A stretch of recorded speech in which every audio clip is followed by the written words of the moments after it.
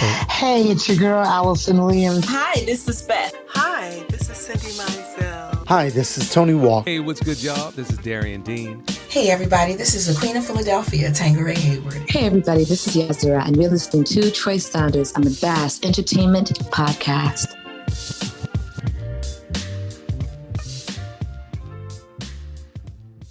What you're going to hear about today is nothing short of a miracle. It's the most tremendous new musical experience you can have. yes, it is. Living stereo. And now it's available for everyone. Yeah, and check it all out. in thrilling, new, living sound. Let's put our living stereo stylus in this groove. Hey, everybody. You know, I just I had to let that play a little bit. 'Cause I thought it was a great intro. Yeah, but welcome to another episode of Bass Entertainment Podcast. It's your boy Troy here. And today, we got one of the smoothest brothers on the indie soul, jazz. I mean, his music covers so many genres. But he goes by the name Blue. But the name of the title, the name of the whole group is Blue Soul 10.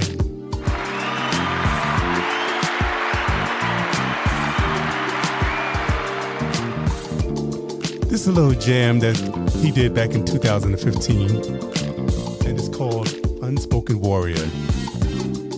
Just let it groove, let it get into you. This is the groove that we get into today, y'all. Check it out.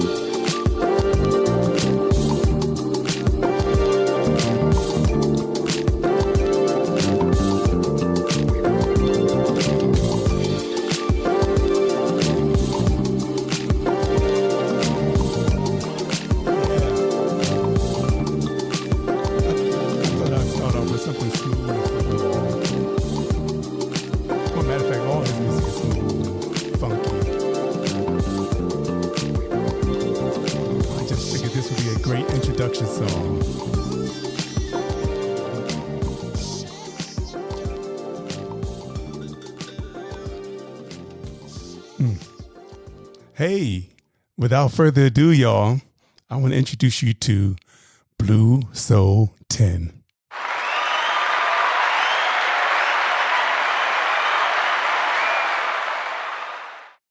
What's up, sir? And how you feel, man? Good. How you feeling? You know what? I'm good, but I'm glad to be here with you, and I appreciate you playing that track, man. It's all good to hear. I love it. Oh, please. That's my thing, man. Like, one of the artists that was on here previously, and they all say, you know what, you always go back. You just don't play the latest song. I'm like, yeah, I want to give everybody the whole experience of the artist that I'm speaking to. Man, and I love that, right? I love that approach, and yeah, I wish that was an approach that was really followed a lot. But I get why others don't do that. But man, I appreciate you doing that because it just, like I said, it's the story. It's the story from beginning until now. Yeah, that's what you got to do. Because first of all, to a lot of people that don't really follow you, really don't know of the artist, don't know about the previous stuff. So the previous stuff is new to them also. Exactly. And I love it because the evolution of, from the first album until now, right, it gives them a different vibe and a different feel, but hopefully still the same flavor. So it's all new discoveries. And that's what I love about the process, about having a catalog of music that people can always go back to. Yes, I agree. Yeah. Well, we are going to say, we're going to ask Blue a few questions. And, I just want to ask, when did you first start? I'm sure you was probably doing this way before 2015. And and you just said, hey, I'm going to venture out on my own around that time, correct? Yeah, it was similar, right? So music, in terms of music, right? I've been involved in, there's two sides of music. There's the creation side of music and there's the consumption side. All of us are on the consumption side in some way, shape, or form. And I've always been wanting to be a part of the creation side of music probably since a kid. I was a young man and I started as a radio DJ. I always say I wasn't a good radio DJ. I didn't understand how to mix records together like you guys do. But I was a radio DJ, and that's where I really just started to get to really fall in love with the creation side of it. And so bought a keyboard, started fiddling with that, at a young age, and slowly just kind of built up a catalog of music. And one day a friend of mine came over and I was playing these songs for him. And he said, man, you're crazy not releasing this stuff. And so he dared me to release a song. I took one, sent it over to a production house that negotiated a sync license. And I didn't know much about that. But 9 months later, I had a royalty check in my hand. And I thought, I appreciated that part of it because to me, it wasn't the money. It was the validation that I was making something that someone wanted to hear and someone wanted to listen to. And then it was proof that my friend wasn't wrong, right? So I had to go back to him with my tail between my legs and say, man, you were right. I should have been doing this all along. And so that's what started me on what would have ultimately been almost a 2-year path to get out the Unspoken Warrior in 2015.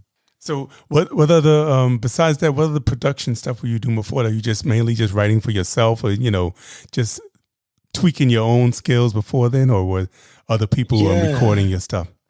That's a great question. It was other people. I was writing for other people, producing for other people. Other people would come to me with lyrics and I would write music to it. And so, and I was involved in a couple of recording studios, just trying to help them kind of grow their catalog of artists, their catalog of songs. And I always kind of knew though that wasn't my end goal in music. I kind of always wanted to do my own thing. I always wanted to just be independent. And most importantly, I wanted to own everything that I was doing. And I was in a situation where I wasn't owning it. And so I knew at that point I needed to understand how record labels work.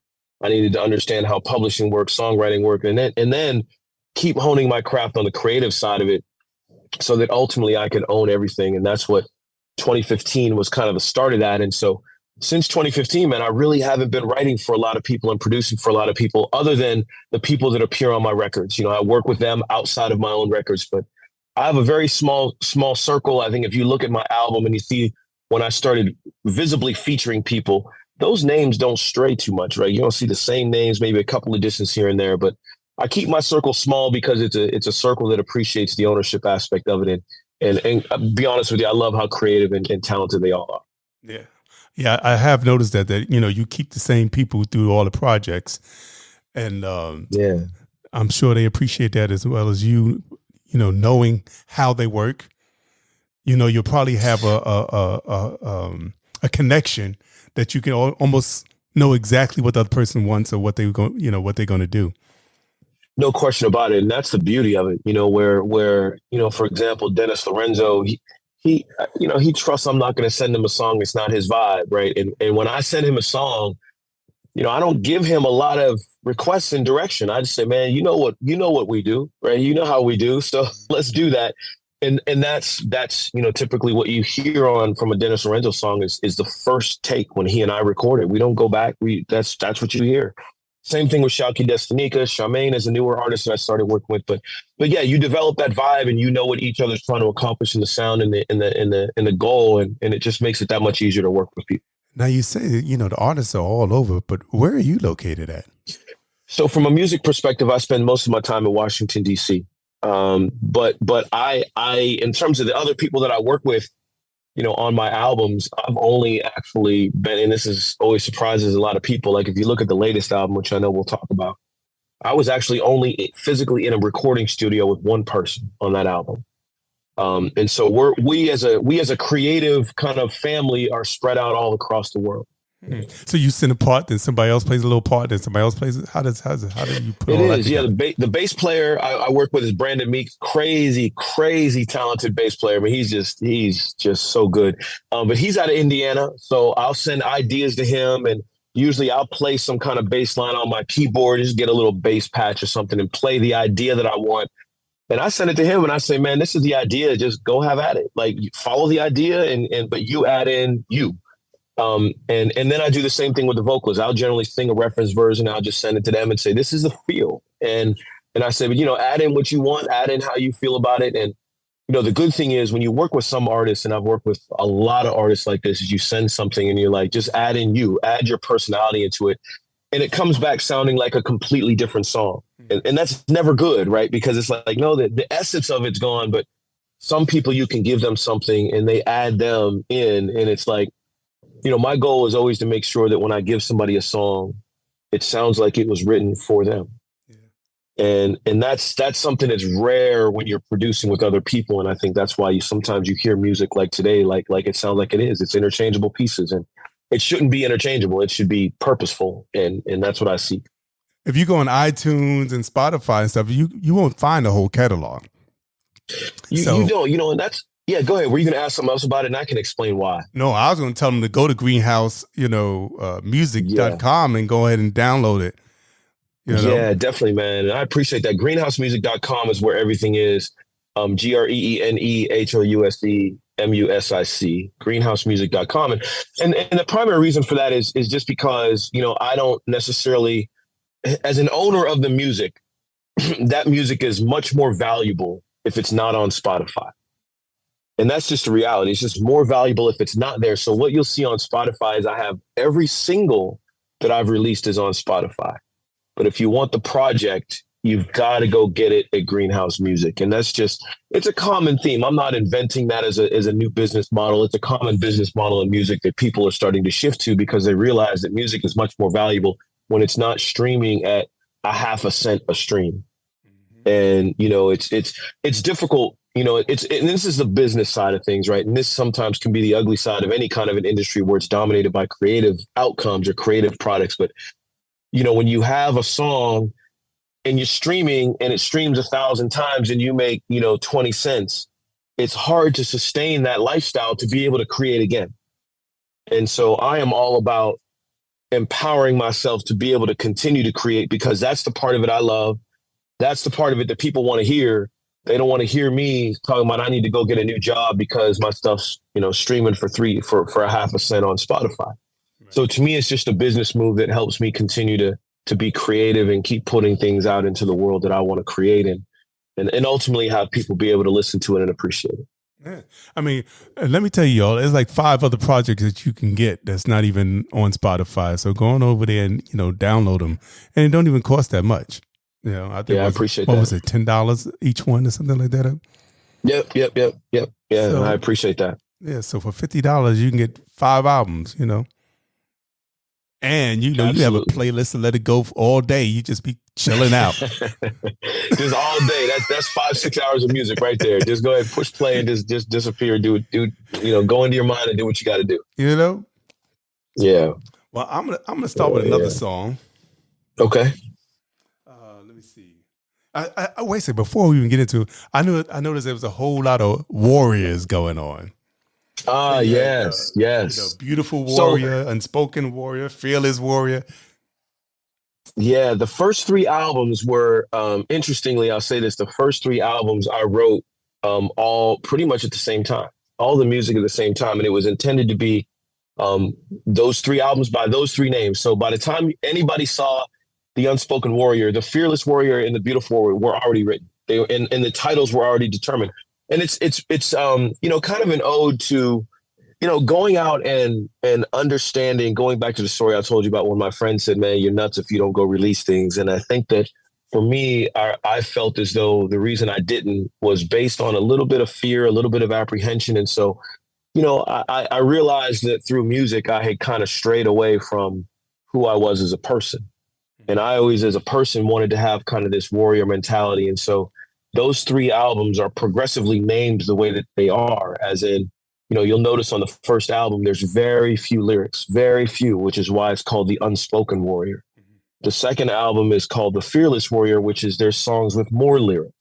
And then being fearless and releasing what I want to say and telling people what I want them to hear. And then The Beautiful Warrior is like the evolution of that, being now you are sitting in the place that you're supposed to be in life. You don't have fear of what you're doing, and you are in a beautiful existence. And that's why the third Warrior album was named The Beautiful Warrior. And that was really, for me, kind of getting that change to say, listen, I can release this music and not be fearful and apprehensive of either my success or other people's opinions or perceptions of what I'm doing. And so it just became kind of a mantra for me and an ability for me to kind of break away from whatever was holding me back from releasing this music in the first place. Hey, so you know what? We're going to go right into Fearless Warrior. All right. I like it. So check this out, yo. This is one of those other song albums, and this is the title song from that album. And this came out, with 2018? It should have been around 17. Oh, 17, okay. 17, maybe 18, maybe early 18, but it was end of 17, early 18. So this is the title song. It's called Fearless Warrior.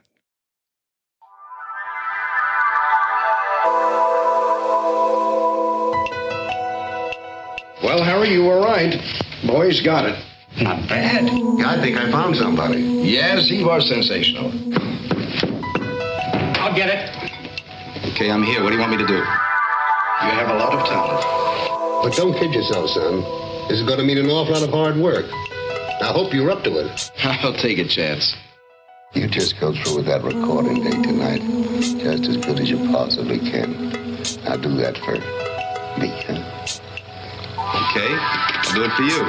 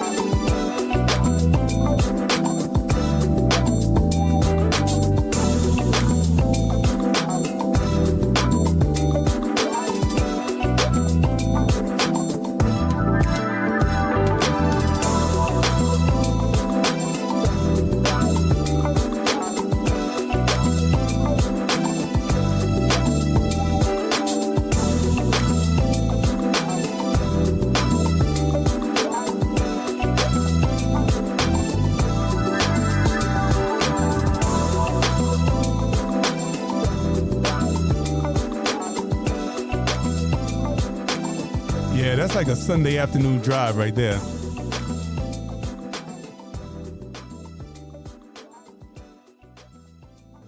I just love that groove right there. How you doing, man?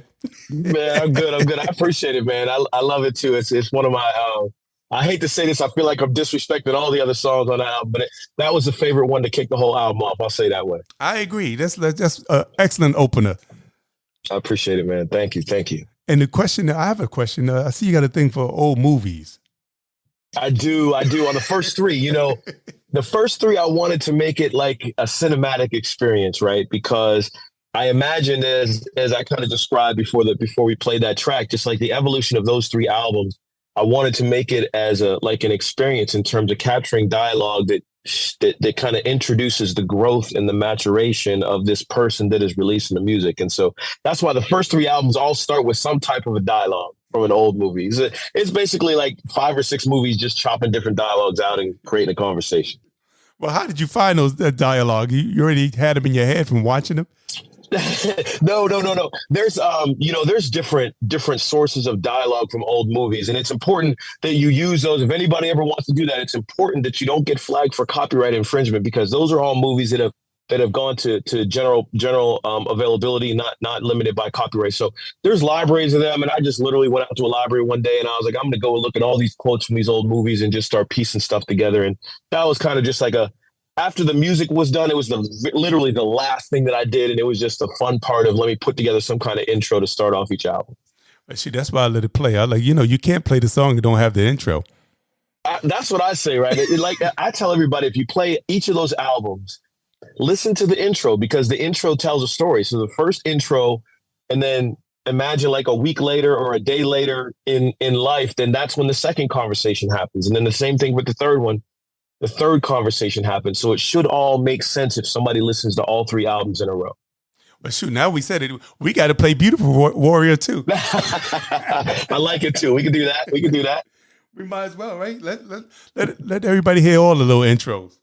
Yeah, definitely, man. I think each of them has their own unique characteristics, man, that set off each album. And again, just kind of tells a story. And what I'm hopeful is, and these are things, man, I'll share this with you, right, that a lot of people don't pay attention to in music. But when you listen to the music for the Fearless Warrior, the strings at the end were meant to be like a majestic type sound, right? Like someone coming out of a shell and arriving at where they're supposed to be. And that was the whole nature of the Fearless Warrior. So I always want people to understand is that when I put together songs, I try to tell the story, not just put together stuff that sounds good. It's like it has to tell the story. And so someone, when they listen to the intro of the Fearless Warrior, should get the feeling it's like a majestic breaking away from whatever was holding you back. And that's what that song is meant to that's the feel that song is meant to produce. It's freeing for me. That's why I said it's like a Sunday morning drive, and you just don't have any worries, and you're just going about your, living life, and it's sunny, and it's just a beautiful day. Yeah, I appreciate that. That's what it's intended to do. That was the purpose of that song. So now we got one more beautiful warrior that we're gonna do. We're gonna do Beautiful Warrior. I like it. Thank you. And I want y'all to check this one out. I love this one too.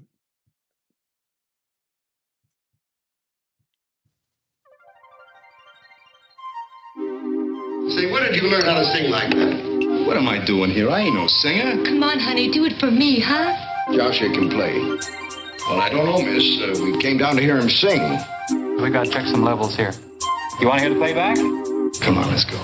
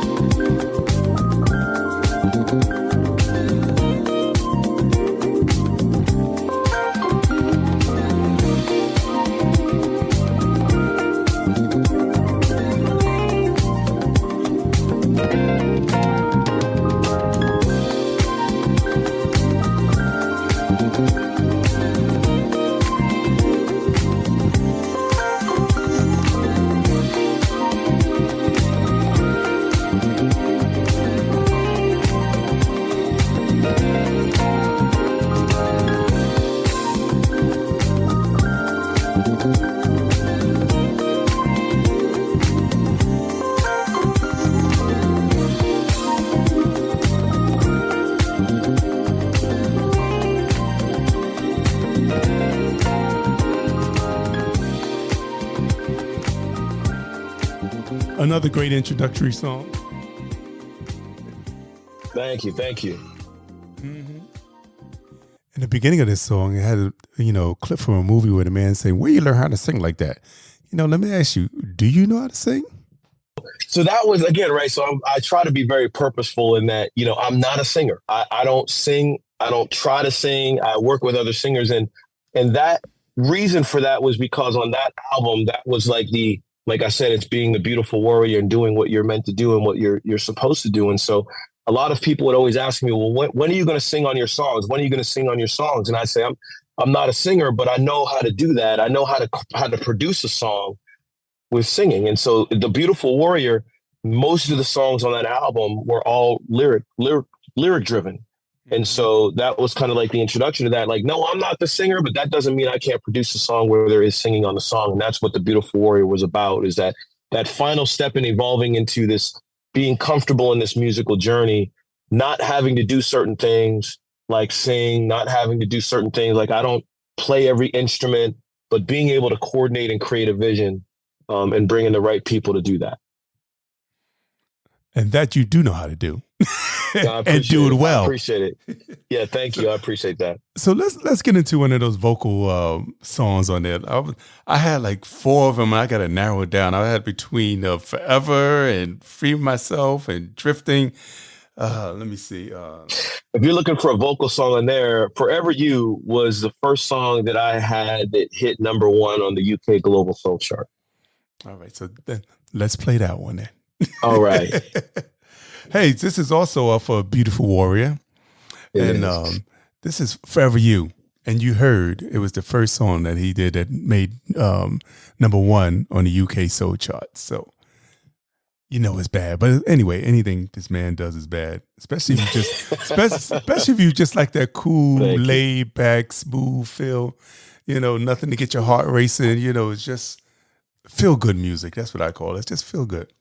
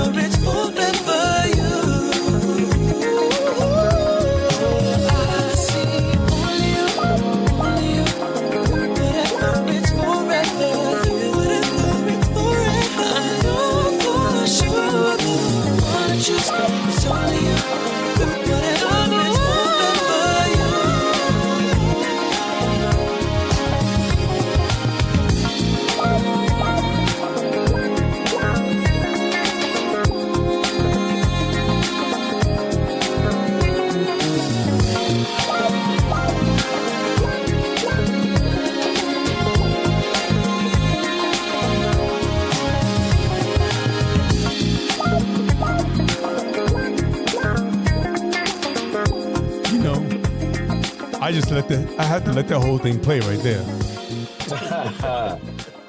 Man, I'm glad you like it. Yeah, that gives me a little Maxwell vibe right there. Oh, okay. You remember what's the first song on his album, Embria? Yeah. I do. It has that kind of lay here, if you want to. Yes, that was a great song too. Wasn't it though? That gives me that same feeling right there. Okay. Good to be in that company. You know? Shoot. Yep. I'm going to play that whole puppy right there. And now we're going to talk about songs about you. Okay. Now, you had a few hits on that one, too. There was, yeah. Cupid's Bow did well on that. This Time did well on that. Forget the other one. I think the other one was Healthy, but those three, I think, got the most play. Now we start to hear a little more vocals on your album.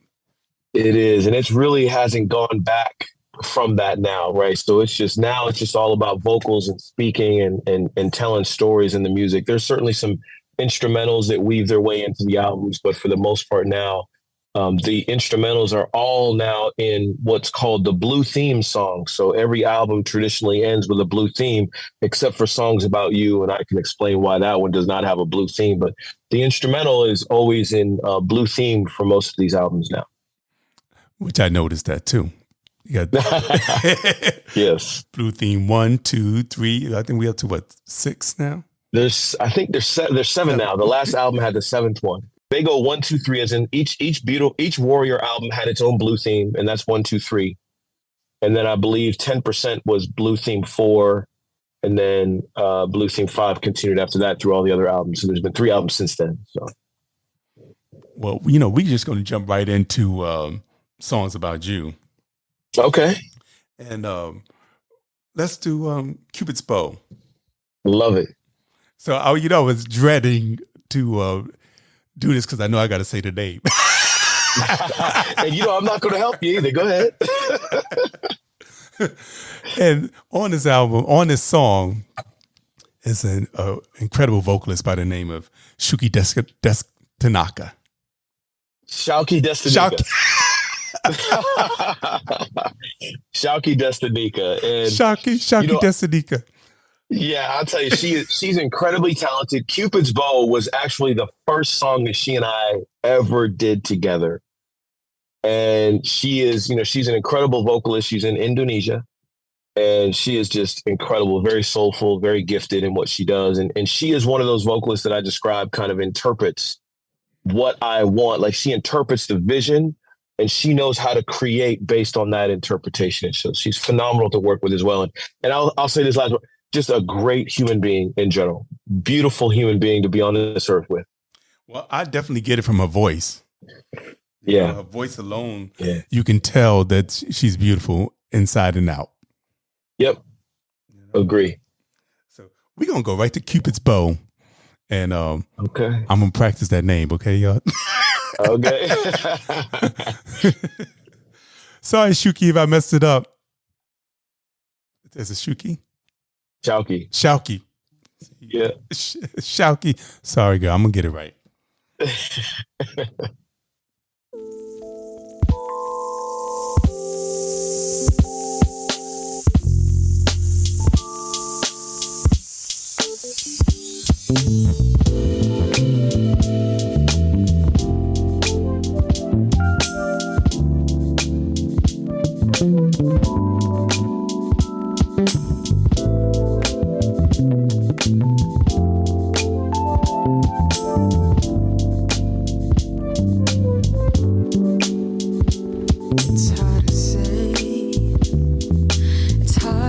How I ended here this way. Don't wanna talk about it. I went astray. I went astray when you took my heart and walked away. Don't wanna live without it. Like a smile without that glow. Like a pen that lost its flow. Like a rose that just won't grow. And it's all I know. In the valley high and low, when I fell by Cupid's bow, like a song that's like left untold. Feel it in my soul. I need a rain. I need a rain to wash my heart off all these things. Don't wanna think about it. I hope somebody finds a way. Finds a way to rescue me before it's too late. Ain't no doubt about it. Like a smile without that glow. Like a pen that lost its flow. Like a rose that just won't grow. And it's all I know. In the valley, high and low. When I fell by Cupid's bow. Like a song that's left untold. Feel it in my soul. Like a smile without that glow. Like a pen that lost its flow. Like a rose that just won't grow. And it's all I know. In the valley, high and low. When I fell by Cupid's bow. Like a song that's left untold. Feel it in my soul. Like a smile without that glow. Like a pen that lost its flow. Like a rose that just won't grow. And it's all I know. In the valley, high and low. When I fell by Cupid's bow.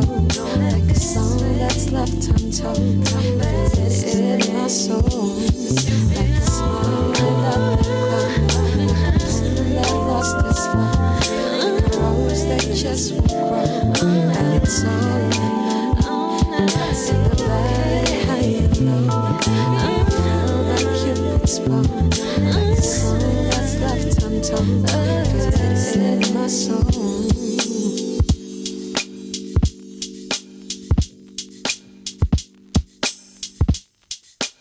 Yeah. Another bad jam. Just like I said, I just love the smooth, laid back feeling of your songs and your music. Thank you. I appreciate that. Yeah. And it, you know, I need stuff to calm me down. You know, I think in a purposeful and somewhat strange kind of way, I think writing this type of music, it levels me, right? It kind of keeps me in balance with the rest of the world. You know, the rest of the world pulls at us all day. And so music for me is like my way of balancing myself as well. So I definitely get it. Oh yeah. I mean, my heart can be racing and blah, blah, blah. And then all of a sudden I, put some music on. I'm like, whew, everything just, it takes your mind off of you. It does. It does. And it allows you to venture somewhere else where the trouble is not. And that's what I think is so beautiful about music. Did you grow up in a household with everybody playing music and you listening to a lot of music? I did. My mother was a singer, and my dad just loves music, and he was totally consumed by music. And so I grew up in a house where it was everything from newer school to old school, back to the 40s and 50s. It was everything. And I loved that. It was every Saturday morning I wake up and my mom be playing music and cooking breakfast, and my dad would be doing whatever he does out in the yard, doing yard work. And, and I knew as soon as I could smell breakfast, man, but as soon as I knew I could smell coffee, and I wasn't a coffee drinker, but as soon as I smelled coffee, I knew it was almost time to eat. It was time to go out, listen to some music, enjoy the family, and just have a good time for the rest of the day. That's what I'm talking about. Yeah, my father was a huge music person. He played and sang and, played multiple instruments. So I know that feeling. My mother couldn't sing or nothing, though. Poor thing. She couldn't, But she was consumed by it, I'm sure, which is all that matters. Right. Play my song. I think that's the beautiful part of it. I could play, all the songs off of these albums, but I want to get to the latest one because now it's not even going to be the latest one soon because you got something new coming out. There is. And, and it's funny because just now I was laughing to myself when Cupid's Bow was playing because I told on myself on your interview here, I said blue themes and I counted up to 7. And the latest album has blue theme 6. And there's a reason why I said blue theme 7. See, I knew I wasn't wrong. I said the last thing I saw was 6. I told on myself, blue theme 7 is coming. There is an EP that I'm going to release that is, I usually look at albums in terms of sessions, and we have a session where we record a lot of songs. And so for every album, there's generally about 10 to 11, maybe 12, 13 songs. But there's always 25 songs that we record for the album. And only 10 to 13 of them make the album because sometimes the vibe is a little bit different. Sometimes the vibe just doesn't fit.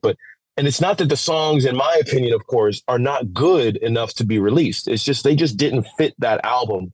So there's 4 songs that I felt did not fit This Is Worth It, but are wholly worth releasing on their own. And so that will be released as an EP, likely in January. One of those songs is going to be released to radio this Friday. And then it comes out November 4th. I'm not going to say too much about it, but it's a great song. It's got a Motown vibe, right? We just kind of talked about influence in music and with parents. It sounds like it came out of Motown. Well, you know what? And it sounds like, on purpose. Go ahead. Yeah. I'm going to play the little clip that I got on Instagram so people can just hear a little bit of it. Yeah. The clip is on social media right now. So look for it on social media for sure. So, matter of fact, I'm going to play a little clip of the song. It's not a lot, y'all, so don't get mad. Yeah, you only get 30 seconds on social media. But here's what it sounds like. Here's a little clip of it.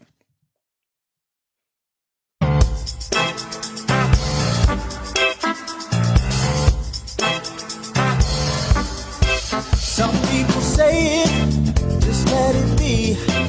I'm hesitating like you ain't all I need. You keep debating if you want me. It's complicated. But babe, what does that even mean? So I've been thinking how to tell you lately. Cause I can see. Let's do it again, y'all.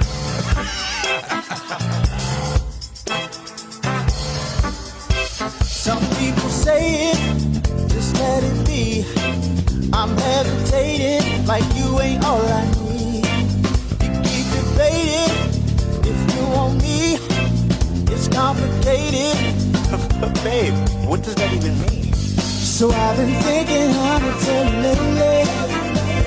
Cause I can. Yeah, that's called Waiting for Love, y'all. That's gonna be coming out soon. So keep your ears pinned.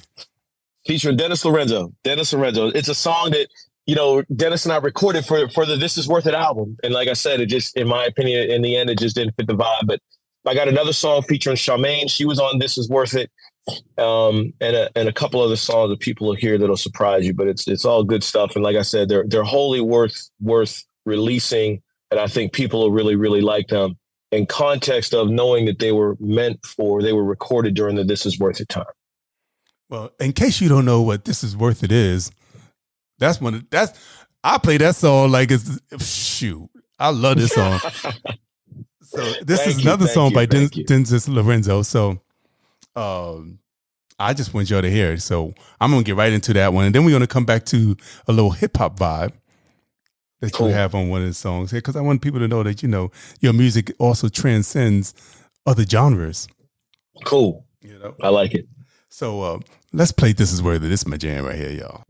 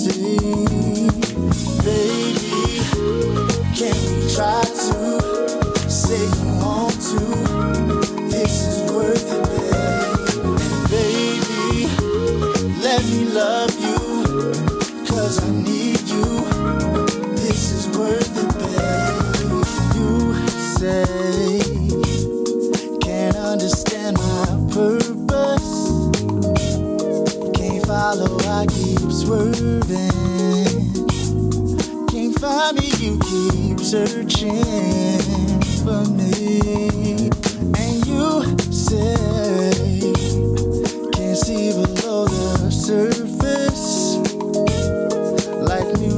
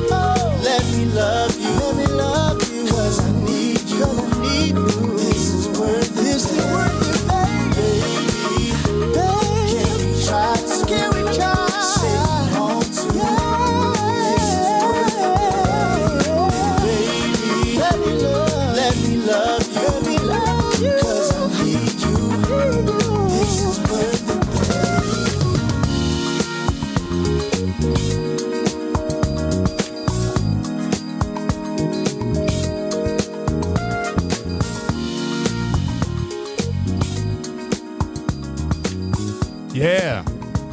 Sing, Dennis. Yes, sir. He was singing on that. He was feeling that. Yeah, that brother is so talented, man. So talented. Love it. That's my jam right there. First time I heard that, like, you know, a song you heard, you can tell you love it from the first note. Yeah. I'm glad to hear that, man. Thank you for that compliment. That's one of them right there. Thank you. So I was going to go into Heavenly. Yes. Heavenly is also off of This Is Worth It, y'all. And this is with Ascent and Skylar Harris. And yep. It's a beautiful blend of R&B, soul, hip hop. You know, it's.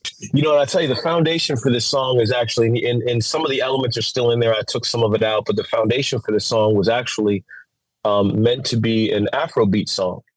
And so you hear some of the xylophone in the beginning, that traditional kalimba and African sounding instruments in the beginning, and it plays throughout the song. But some of the stronger elements I took out just because the song evolved. But it has a strong foundation of soul, rhythm and blues, hip hop, and ultimately Afrobeat. And so it's just me just trying to blend some sounds together. And I think it came out really well. And I think people enjoyed the song. So I'm happy about that. Yeah, I know I did. So we're just going to jump right into it. I'm trying to give you as much music I can in the amount of time that we have. Excellent. So this is Heavenly.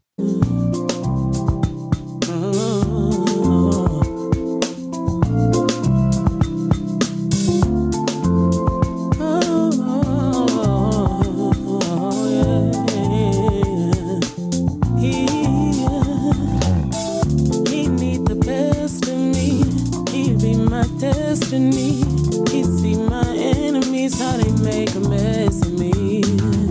He want what's left of me.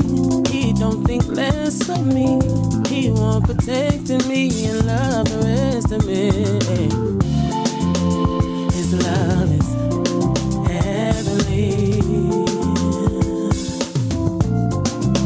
Oh, his love is heavenly.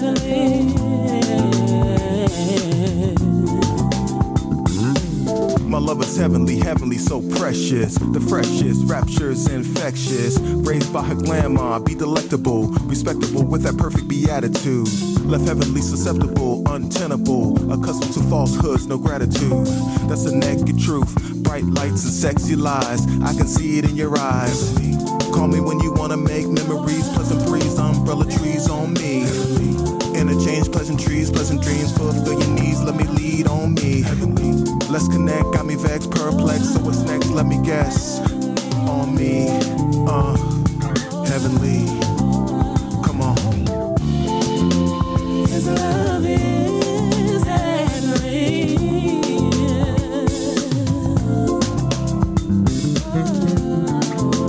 His love is heavenly.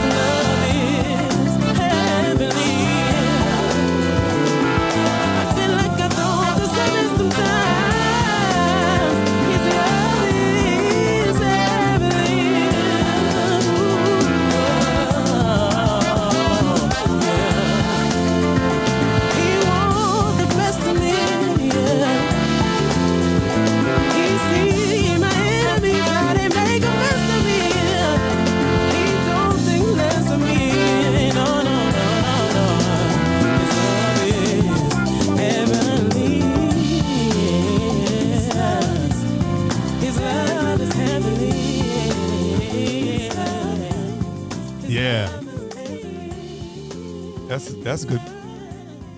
That's bad jam too. I was thinking about giving Shemaine a little love. Shemaine, yeah. Loving Me was the latest song that she and I put out. The first one was Up to You, but man, either of those cuts, man, it's up to you. I love both of them. I really am. I think Loving Me was really her strongest song that got the strongest response. End our conversation with You Are, because You Are is like, to me, it's like an ode to an old R&B song. You know, it's I appreciate that. Yeah, that one was a meaningful song for me to write. And I loved how that one came out. That's Brell Watson. But yeah, we can talk about that when we get to that. But I love the song, and yeah, definitely playing it. I'd appreciate it. Oh yeah, definitely. So we're gonna go to Loving Me, and then we're gonna go with You Are, because to me that's like, you know, the cherry on the cake right there. That song is like brings everything together. Excellent. So check this out. This is Loving Me, and it's the lovely lady singing is Shemaine.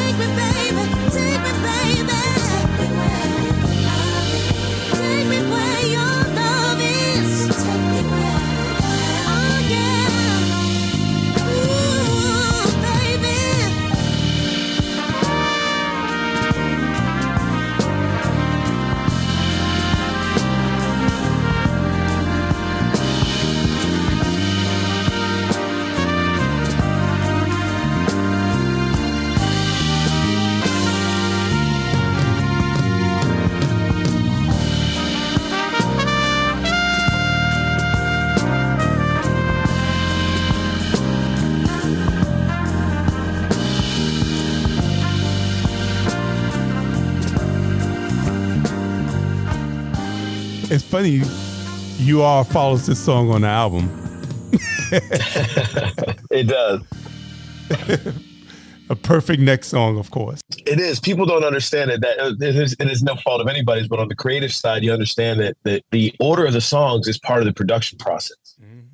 And when you don't have that's why I always say, when you don't have an album that's really overseen by a producer, you end up with disjointed albums. And that's always one of my fears, is I always want somebody to listen to the album and say that not only were the songs good, but they flowed together perfectly.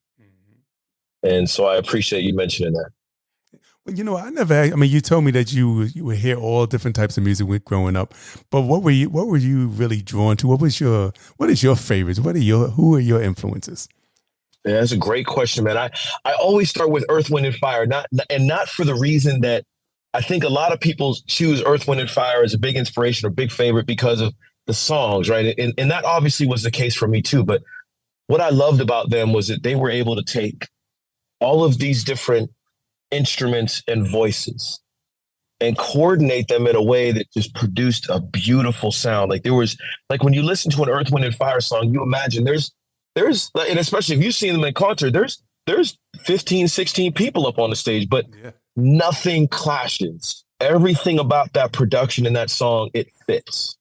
And I just love the way that they use different instruments at different times to accentuate a sound or to put an inflection point here or something like that. And it gives everybody their point, their place in the song. And so from a production perspective, I was just, as a young guy, I was just mesmerized by how you can take all those people and all those voices and have them fit together as one unit. And that to me was always the most beautiful thing about what they were able to do.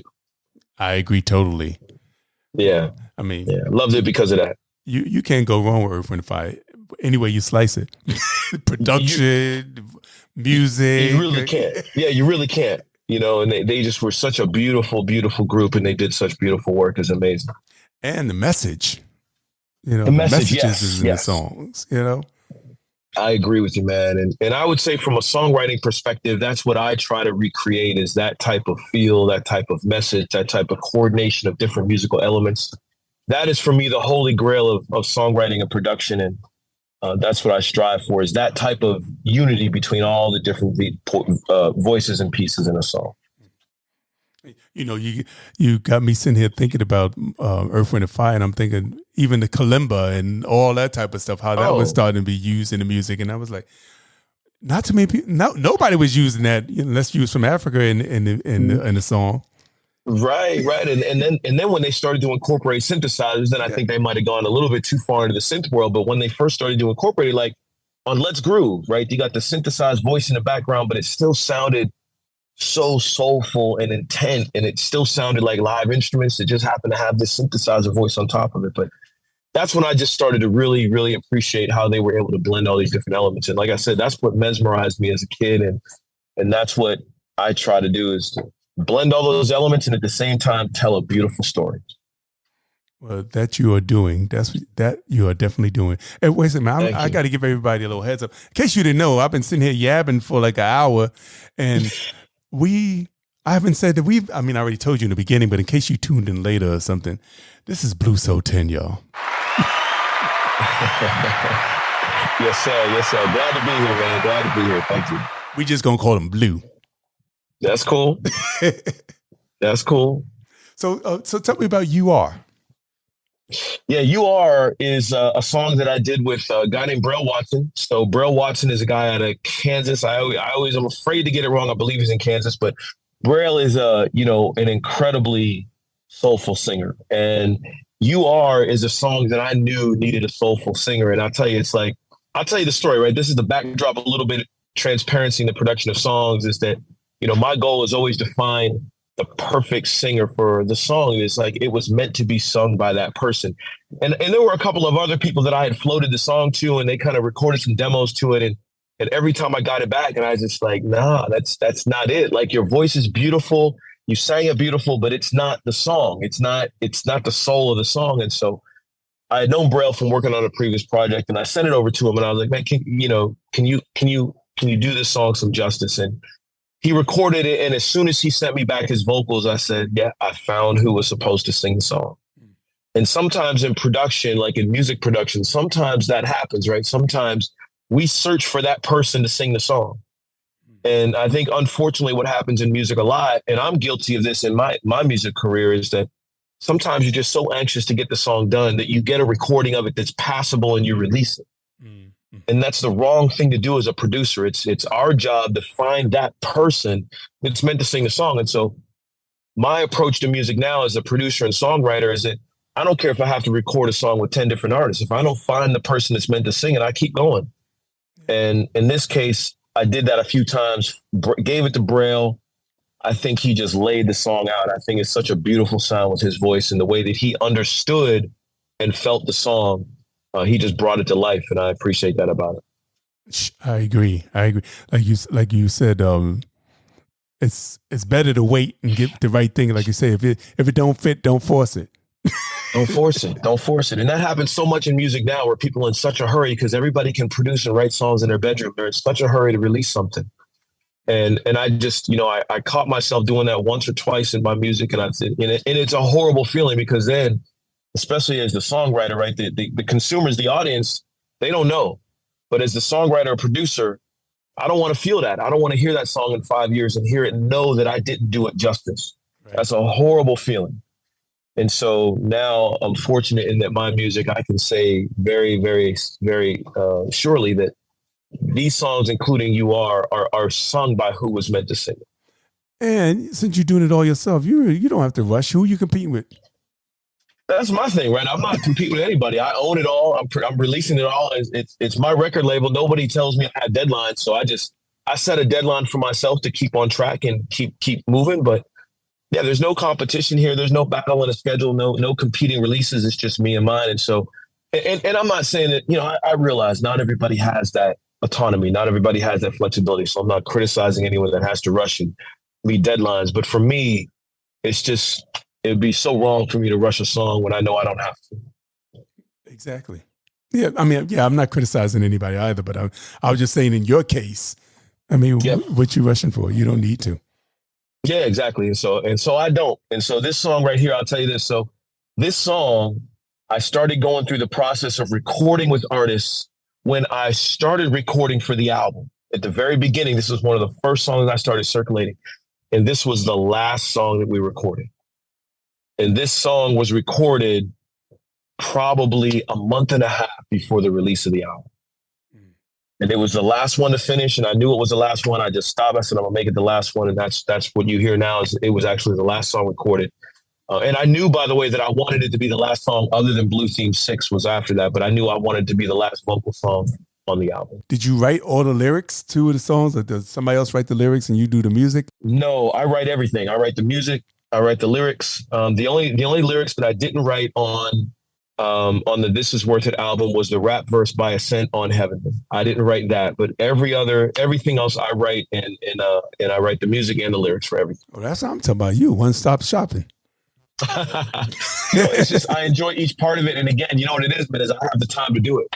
Right, I have the time to spread out and just say I'm going to record these and do it the right way. And, sometimes I'll take some input from the vocalist if they say, "Hey, can I sing it this way, or can you change this word?" And of course, right, I'm not above that. So I appreciate that collaboration by some vocalists. And so definitely will take some input from other folks. But for the most part, I write everything. Well, you're doing it well, man. I'm just glad you're here, and I'm thank you. Honored to listen to your music and that it's out there. And when I hear people say there's no good music, there is good music out there, y'all. There is. And here's the thing is, and I appreciate you saying you're honored to listen to it. It's an honor to write it. Right. And know that I'm writing something that people are going to want to hear. That's a huge honor to be able to write things that people around the world want to hear. I mean, I have people that reach out to me from Singapore and different Asian countries and Europe and Africa and South America. It's awesome and it's an honor. Like I said, it's an honor to be able to write something that somebody says, hey, this song uplifted me, or this song made me think, or this song just made me dance. Right. It's just anything like that. It's an honor to be able to write like that for people. Yes, it is. And like I said before, I'm just glad. And I'm glad you were able to put that out there, and we are receiving it. We're going to get into You Are. But before we do, I just want to tell you thank you. thank you for coming on this podcast. It's been a pleasure. Likewise, man. Thank you for having me. And I hope after the next project releases, we can do this again, man. This has been a great experience, and I appreciate it. Very fortunate and grateful for you. Oh, please. Yeah, please. All you gotta do is say, hey, tell Jay, email me something. I can be reached on anything. You type in Bass Entertainment. I got my name, number on everything. I'm surprised nobody's stalking me outside. But just hit me up and let me know when it's coming out. And I'll definitely do that, man. I appreciate this. It's a pleasure to be here with you, man. And matter of fact, let me give a shout out to Jade Ross, the boss. Hey, Ross, the boss. Yeah. That's my man right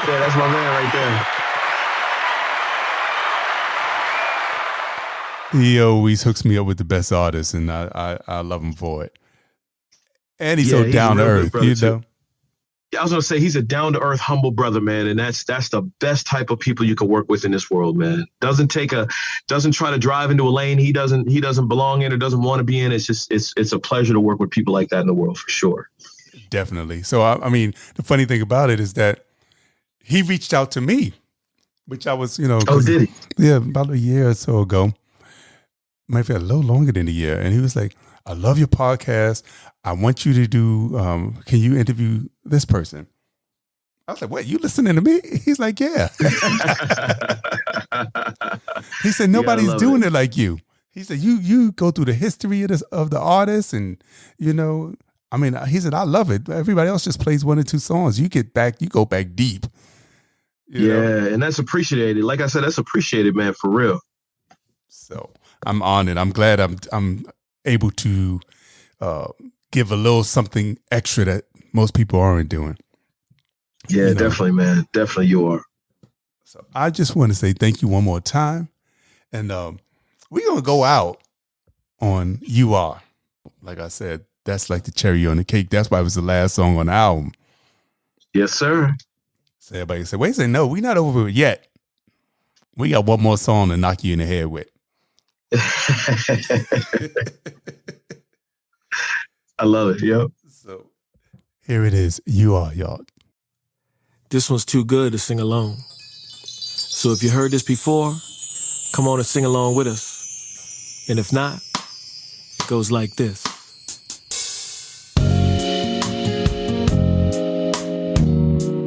I got my man Burl Watson on this one with me.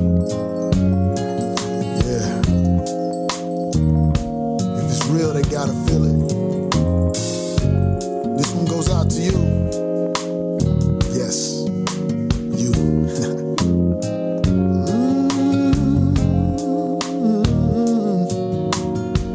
Listen. This ain't the way it's supposed to be, the way we're living.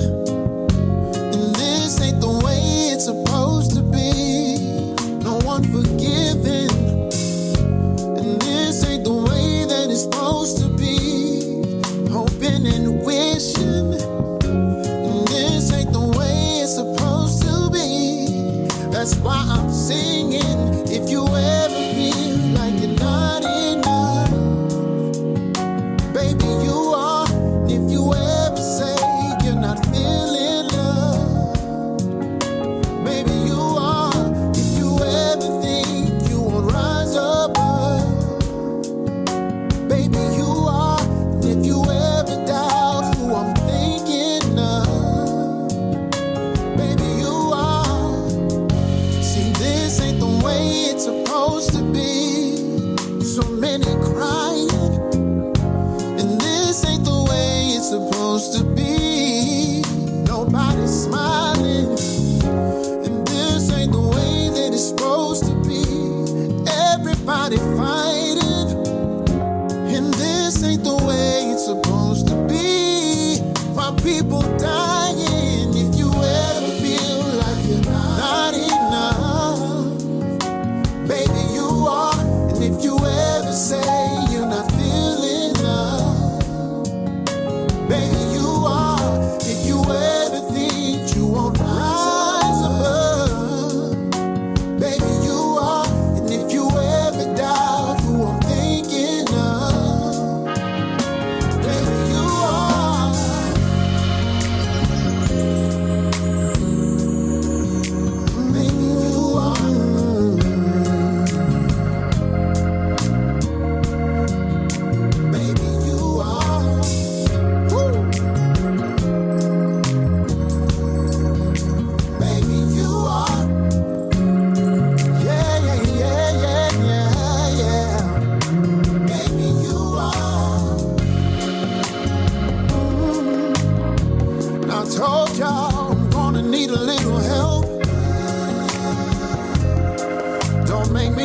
sing these words all by myself. Put a light in the air if you feel this song. Take somebody by the hand. Come on and sing along. If you ever feel like you're not enough, yeah, you are. Baby, you are. Baby, you are. If you ever need, you won't rise up. You won't rise above. Yeah. If you ever die, I'm talking to you. I'm talking to you.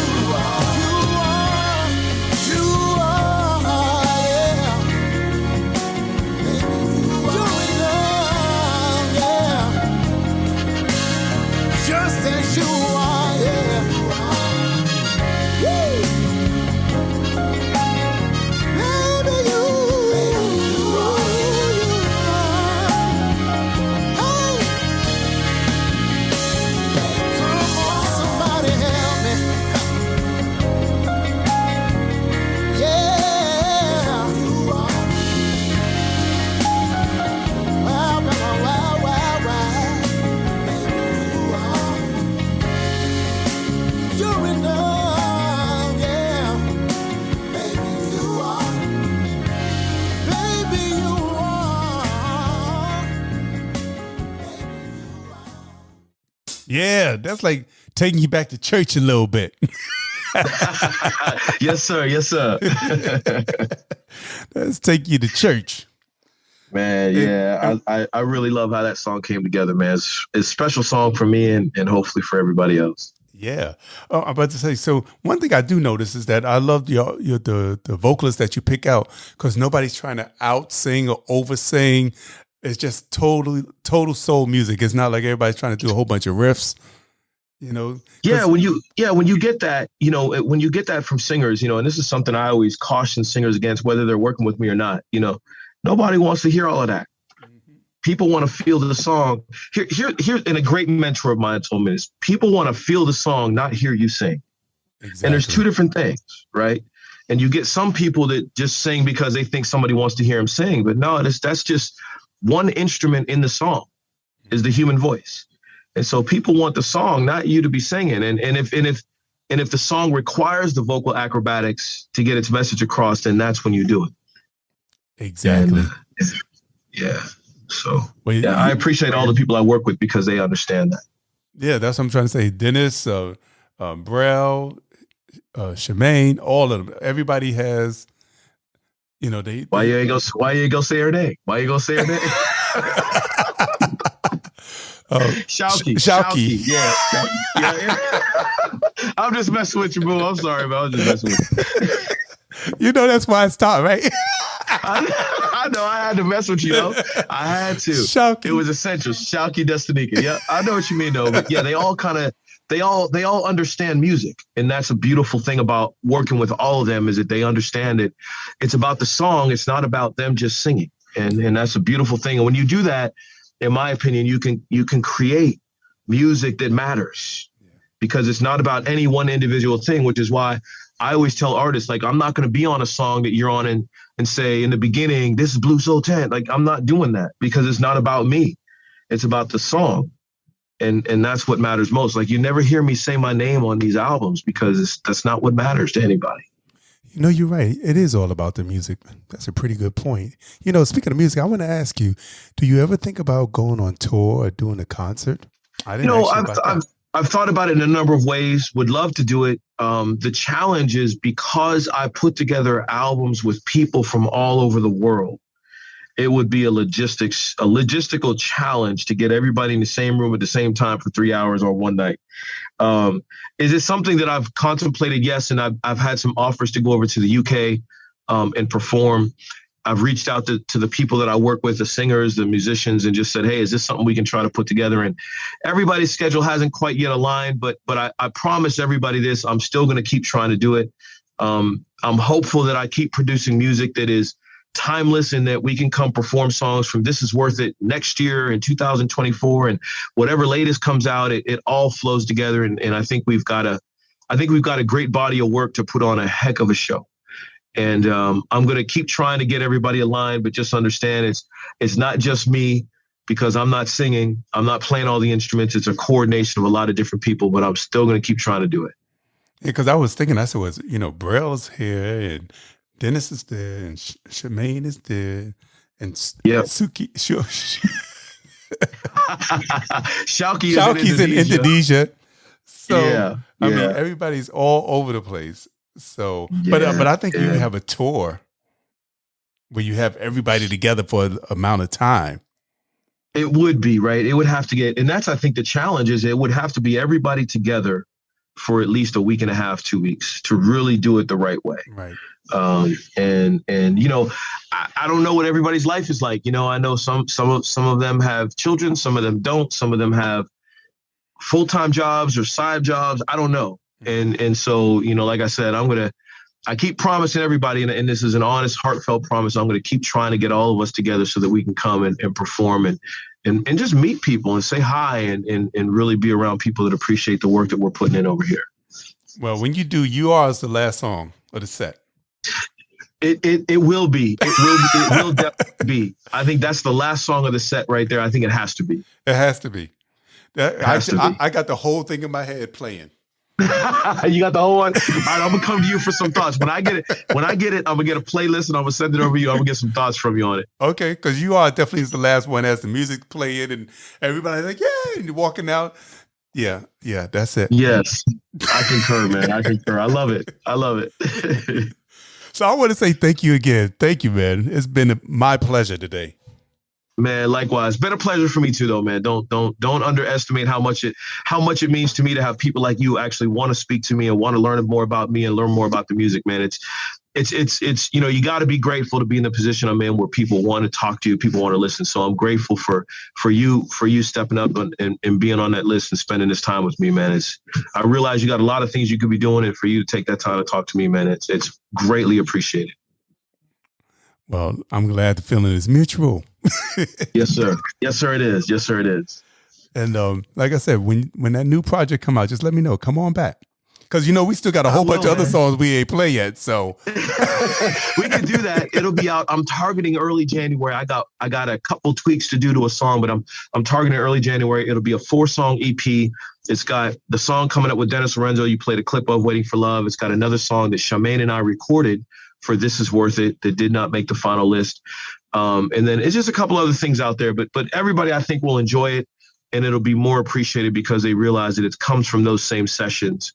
And then putting those two together, even in one playlist, it should be a lot of fun, man. It'll end up being 16 songs in a playlist that'll all vibe together well. All right. Well, you know what? I'm here for it. I appreciate it. Looking forward to it. And once again, everybody, we've been talking to Blue from Blue Soul 10.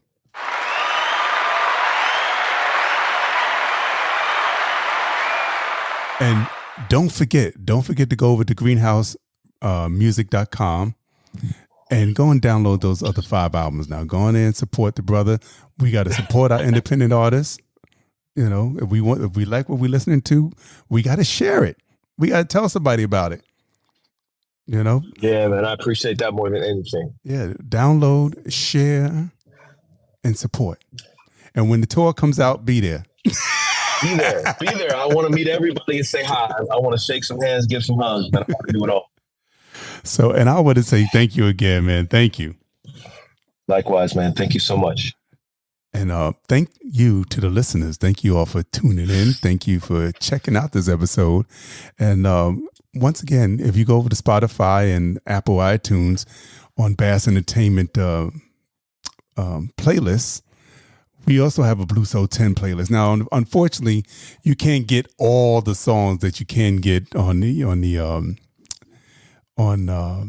Blue Soul Music on Apple or Spotify. So my playlist is a little limited, but there is one nonetheless. So go on over there, if that's what you listen to your music on, if that's what you stream on, go over there and listen to my Blue Soul 10 playlist. And if you still want some more, which I know you will, go on over to Greenehouse Records. greenhousemusic.com and download other music. Okay. And don't forget, we got Bass Entertainment. I got to do a shout out for my own little stuff too. You got the Bass Entertainment t-shirts and hoodies. And shortly, I'm going to have a merchandise page on www.bassentertainment.com. But I'm going to tell you right now, this page is whipping my butt trying to put it up there. You might look on there today. You might look on there today and see a few little clips. There's a shop up on there, but it's not working yet. I want to get it together, y'all.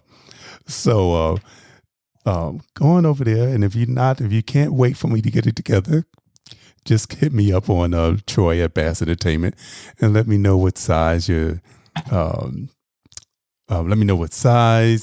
address and everything, and I'll get one out to you. And thank you. Thank you all for supporting independent artists, and thank you all for supporting this podcast.